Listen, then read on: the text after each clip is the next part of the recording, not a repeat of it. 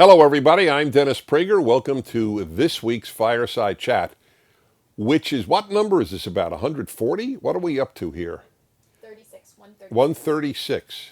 By the way, there was a really powerful and popular one when I talked about the concept of being safe. That's something that I really recommend that you see. What number was that? 132. 132. Look, I hope you'd see them all because I try to say things that are worthwhile and they're not worthwhile just for a week. So just a thought. Anyway, welcome to my home.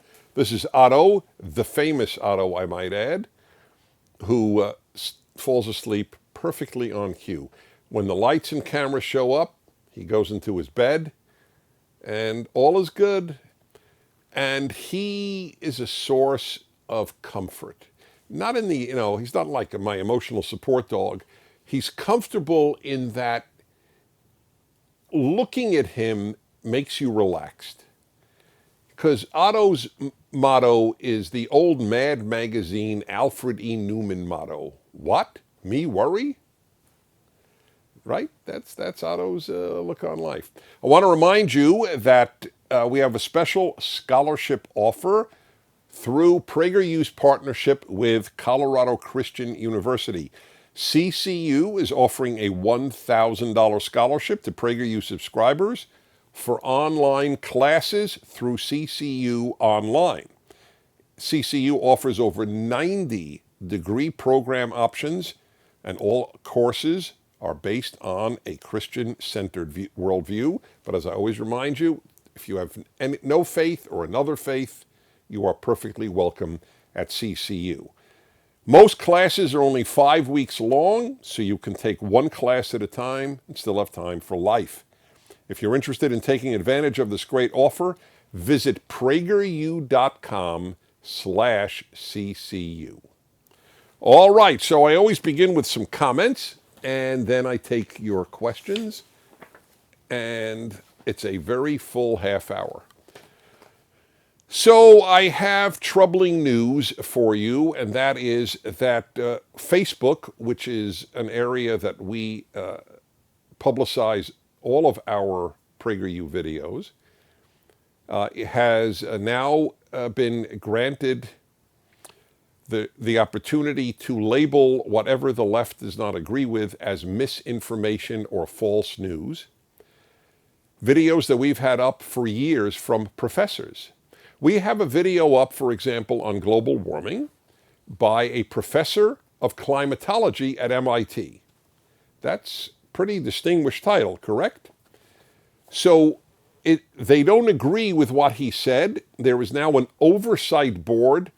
What Mark Zuckerberg had 6 months ago, Mark Zuckerberg said of Facebook, it's not for me to judge what is true, what is false, what is right, what is wrong. We are a forum for the world. He got so much attack from the New York Times and the rest of the left, and he caved in. Everybody, well, not everybody, most people cave into the left because they're intimidated by the left. When you are smeared by the mainstream media, it's a very difficult thing to have the courage to stand up. Zuckerberg meant well, but he doesn't have courage. Without courage, everything is useless. And so he formed a board, some truth-determining board at Facebook, said, you guys decide, I'm out of this. Most of the people on the board are on the left, and so they have a left-wing climate activist organization which has labeled 2 of our videos false news. It's not even news. That's the irony. So they've labeled it misinformation. So let me explain something. Misinformation means differs with the left. It has nothing to do with truth. Nothing. In fact, truth is not a left-wing value. I've said this my whole life, well before PragerU was ever founded. It is not one of their values. So this is not an issue of misinformation or false news. The issue is simple. The left doesn't agree with it, so they label it misinformation, exactly what the Soviets did with regard to the Western press. Oh, that's misinformation. This is all taken from what the old Soviet Union or other communist regimes would do. This is totalitarian stuff. We are at a very serious tipping point in the United States of America on the issue of free speech, as you well know. The universities began the assault on free speech, and now it has continued to the social media. So look at what comes up here. You get this message going to PragerU sites. PragerU page restrictions. Your page has reduced distribution and other restrictions because of repeated sharing of false news. There is not a word of false news. This is a lie. This is the lie. This is the Orwellian Soviet-type lie that is being used. If you differ with the left, it's false news.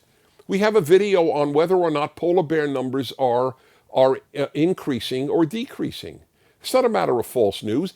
There are different scientists who take different positions, but you are not allowed different positions. The official position is, from the left, that polar bears are diminishing in numbers. There are many scientists, I checked this myself, I was curious.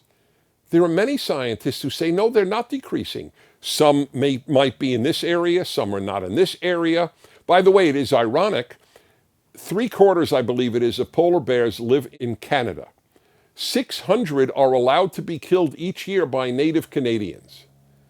So isn't that interesting? It's disappearing, but because native Canadians like to eat polar bears, it's a traditional food or whatever reason, they are allowed to kill 600 of them. Now let me just ask you, if there is an extinct creature and your tradition is to kill extinct creatures, would that be allowed?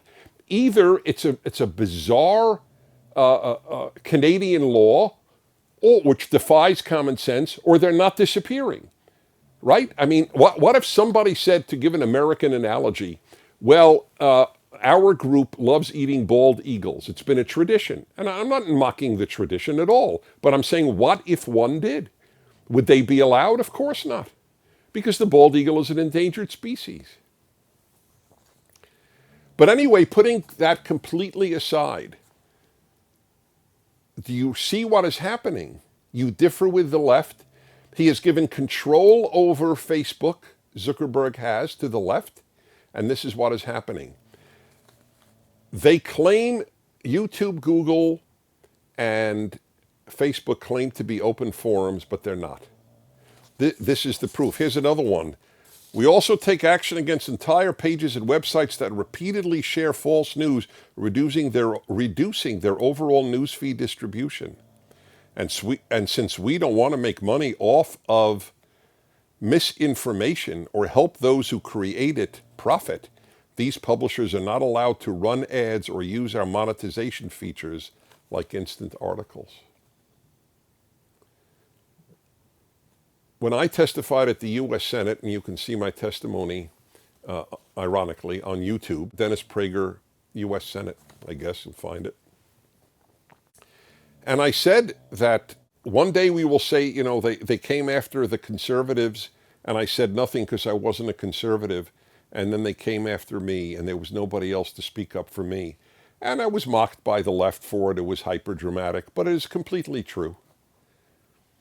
And it is getting worse.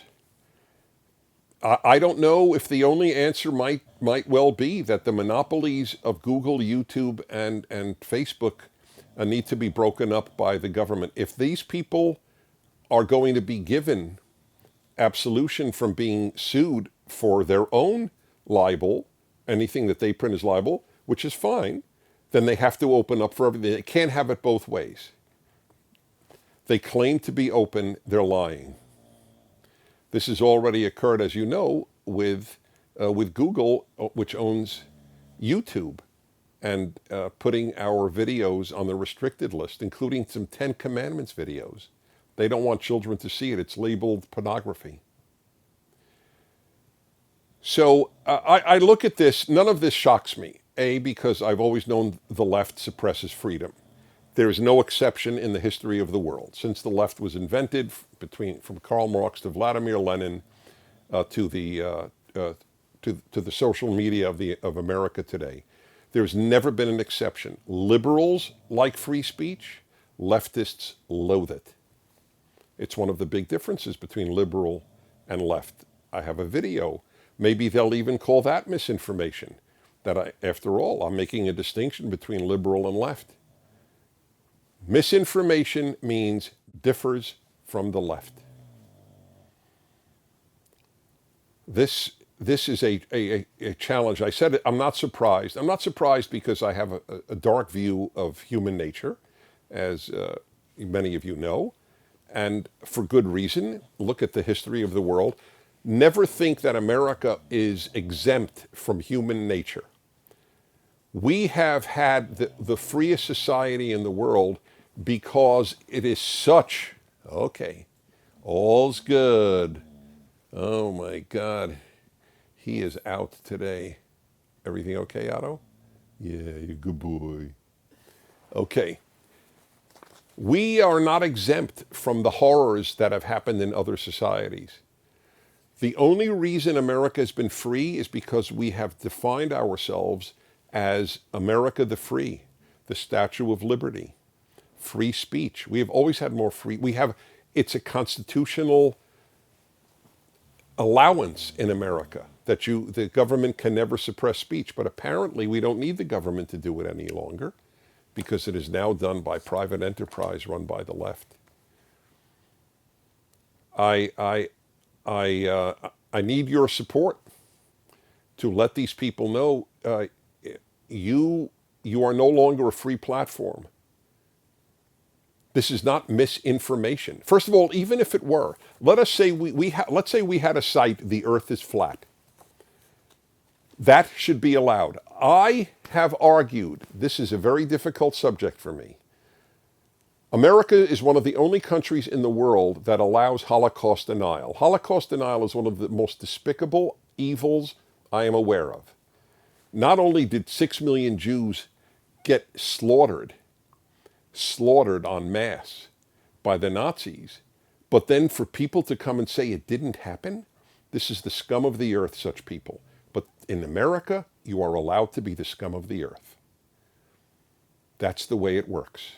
In Europe, you cannot deny the Holocaust. You can be fined or jailed for denying the Holocaust in European countries, but not in America.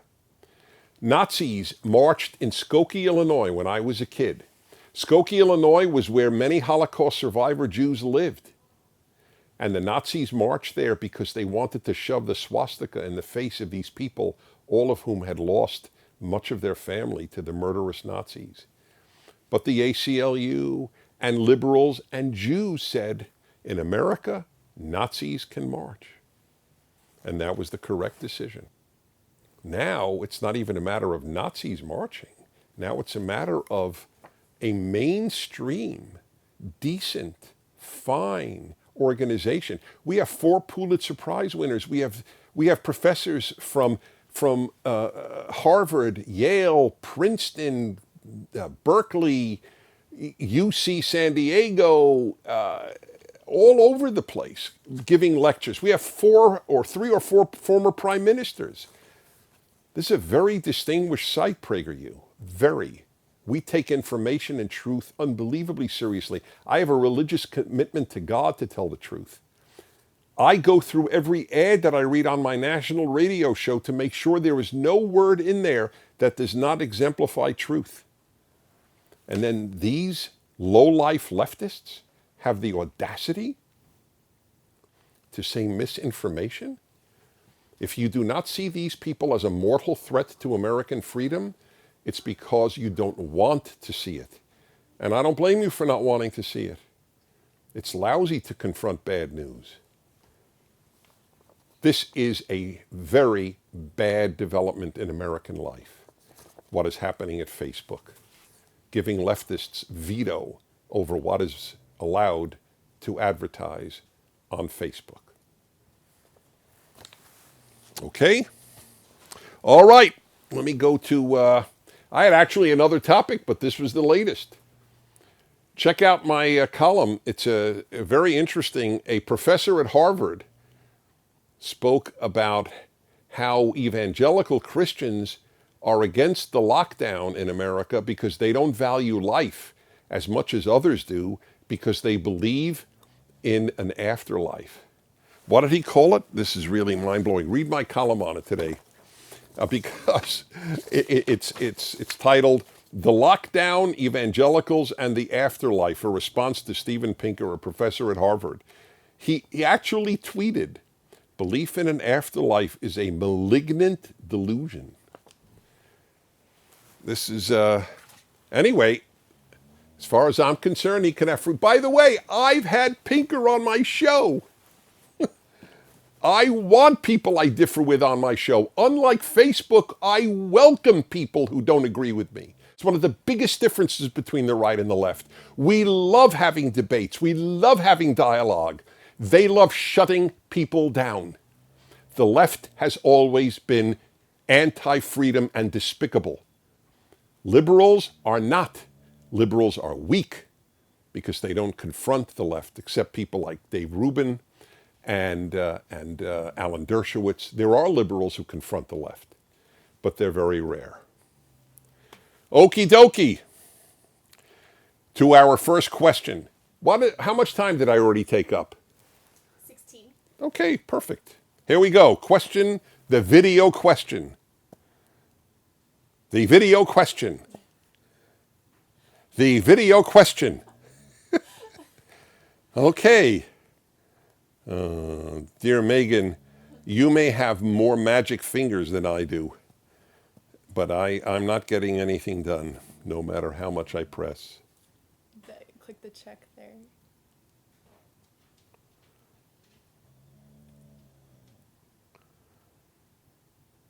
God, if it's not listening to me. Oh, here we go. Okay. Hello. Hello, Mr. Prager. My name is Stan Alger. I'm 18 years old. I currently attend Austin Preparatory School in Reading, Massachusetts, and I happen to be a member of Prager Force. And my question for you today is, what should be the appropriate response to growing and powerful monopolies in the United States? Should the government ever consider stopping corporations that get too big or too consuming, or should these monopolies be left to local, state, or perhaps even no regulation at all? Thank you so much, and God bless. God bless you. I'll tell you, not many 18-year-olds are thinking about monopolies and what the government does. Look, we, in fact, do have antitrust regulations and legislation, and it can become an issue. I remember when, what was it called? Ma Bell was broken up. There was one telephone company, basically, for the whole country. And it was divided up into, AT&T and Verizon and others developed, T-Mobile and others, and it's worked out better. Monopoly of any type is not good. I'm religious, but I don't want to see even religious monopolies. I actually think it's healthy when religious groups are divided. The Protestants in the United States created the freest country in the world. And it was overwhelmingly Protestants. The founders were overwhelmingly Protestant. And that's just a fact. And part of the reason some historians have theorized, I found this very interesting, is they weren't united. You know how many Protestant groups there are, right? Presbyterians and Methodists and Quakers. I mean, it's endless. Whereas Catholics were pretty much united, and Protestants were divided, and it wasn't a monopoly. There was no Protestant monopoly. Protestants themselves had so many divisions. That's why I have never been a fan of let's all be united. I mean, on basic things, I would love everybody to unite around the Ten Commandments. There are certain basic things I would love people to unite on. But I think it's important that good-willed people following their conscience are not in full agreement. That's in the area of ideas. How much more so in the area of economic power, or the worst is the social media power.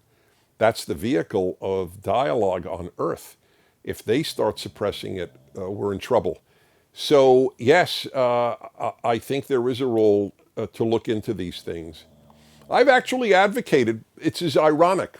Do you know that in the 1990s when I think it was the 90s, when Amazon was in its beginning decade, I actually had Jeff Bezos on my radio show to give him support because it looked like they may go under. And I so loved the book reviews and the access to all the books I wanted that Amazon allowed. And of course, I love bookstores, that I had him on to give him support. And it's so ironic because now I'm advocating do as much ordering as you can from other retail operations on the internet. It'll take you 2 minutes more. It's more convenient, Amazon. You just check off a thing and it's done because they have your credit card and everything. But I try to order as much as possible from other retail operations on the internet because I want to keep them alive. Thank you again, Stan, and thank you for being in Prager Force. Okay, Anthony, in Aiken, South Carolina, what would you regard as being the life lessons learned from privation during the shutdown? I think it's the realization that the ability to get anything you want when you want is not guaranteed. I gave, actually, where did I give this talk? Oh, yes, it's coming up. Every year, we give a commencement address, a PragerU commencement address. This year, it was supposed to be Nikki Haley, former U.S. ambassador to the UN, but because of the travel issues and so on, she's not giving it this year. I hope she'll give it next year. So I'm giving it this year, and I offer 3 lessons from what is going on to you, young people, as my commencement address. And one of them is gratitude, to appreciate things before you lose them, which I have. I know how bad the world history is. That's why I have walked around happy almost all of my life. I couldn't believe how good I have it in America. Now, all of a sudden, when it was taken away, and I believe largely foolishly, truly foolishly, that as I am speaking to you in California, you still can't go into a restaurant? When there are so few people who have died from this illness in California, a state of 40 million, it's immoral. Watch the commencement address when I give it. Mary, Colorado. Dear Dennis, in episode 124, you explain that you resolve to never have expectations every day of your life. Is that the same to you as being grateful for all that you have or that unfolds each day? I'm interested to know if you find those perspectives to be the same or perhaps the flip side of the same coin. Okay. Yes, this I got, interestingly enough. I studied many subjects, including comparative religion. When I was in England, my professor was a Buddhist, an English Buddhist, not an Asian Buddhist. And he taught those of us in the class, I'll never forget what he said one day. He said, Buddhism holds that all pain in life comes from 2 things, desires and expectations.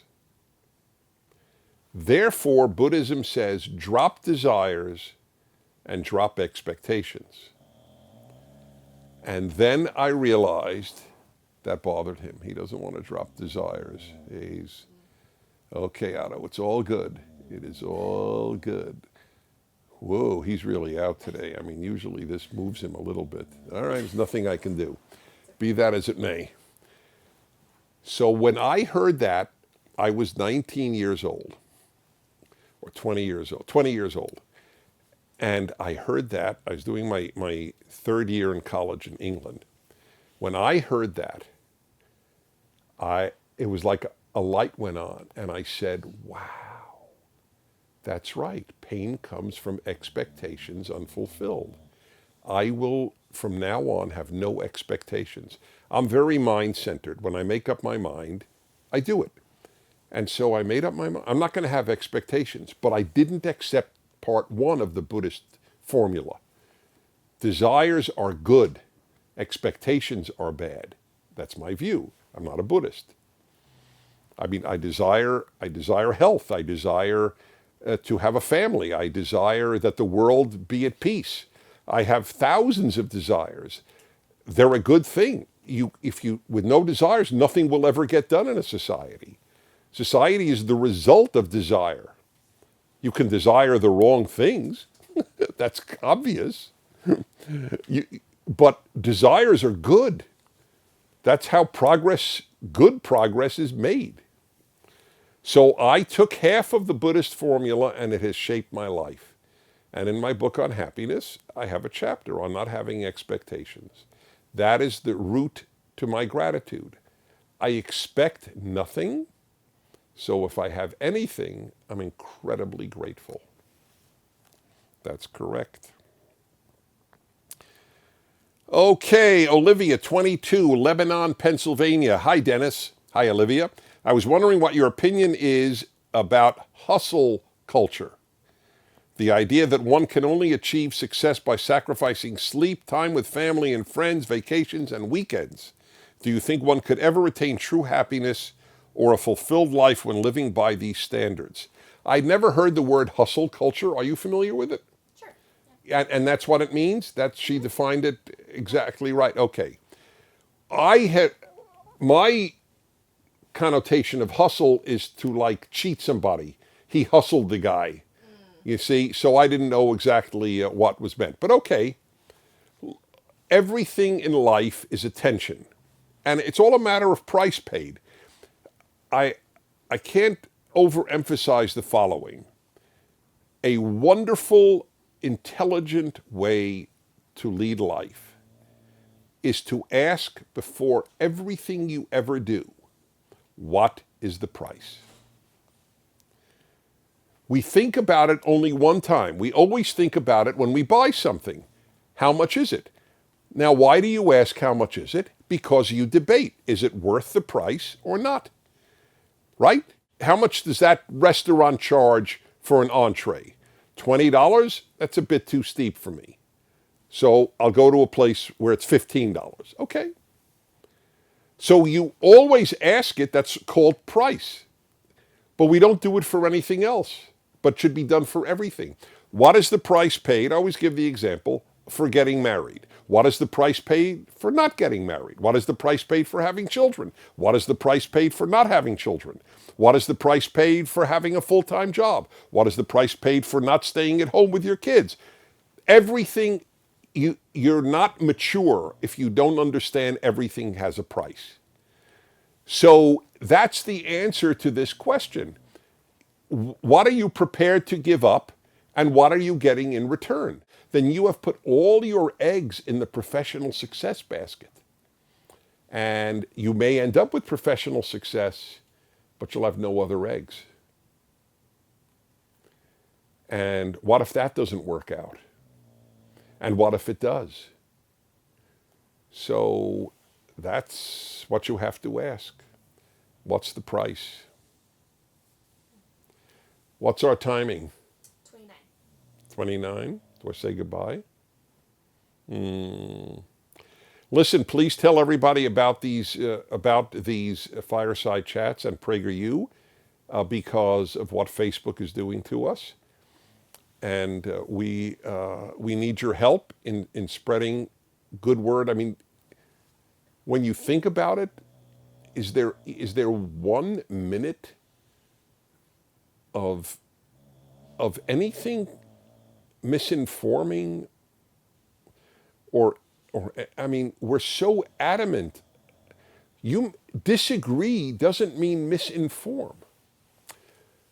This is serious stuff, my friends. America's being changed before our eyes. So help us help maintain liberty. And not just in America, because these things are obviously around the world. Anyway, thank you for being with me. Is there something you wanted me to add? We have a petition. We have a petition. Oh, good. And So that is? We'll include the link. Say it again? We'll include the link. We're including the link? Yeah. Yeah. Facebook announces that. Okay, listen, folks. You know what I always say about good people? There are 3 types of good people. Those who do nothing, those who fight, and those who help the fighters. We're fighting. Those who help the fighters are as important as the fighters. Please don't be in the 3rd group. Okay, see you next week. I'm Dennis Prager. That's Otto. Bye-bye. CCU exists to train leaders. We want to build the church, we want to engage the culture, but we want to help you prepare for your calling.